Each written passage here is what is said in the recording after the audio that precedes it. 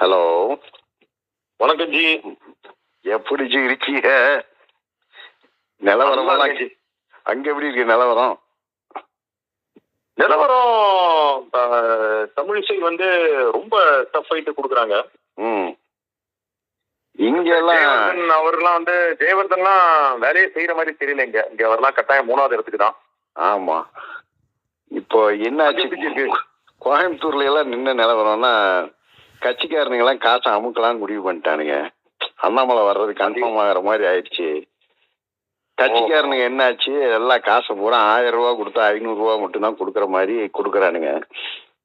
2000 எல்லாம் மக்கள்லாம் எப்படி எதிர்பார்த்துட்டு இருந்தாங்களோ 5000 கிடைக்கும் 10,000 கிடைக்கும். இந்த ஈரோட்ல நடந்தது இல்ல, ஆமா ஆமா, அது மாதிரி எல்லாம் நினைச்சுக்கிட்டு இருந்தாங்க.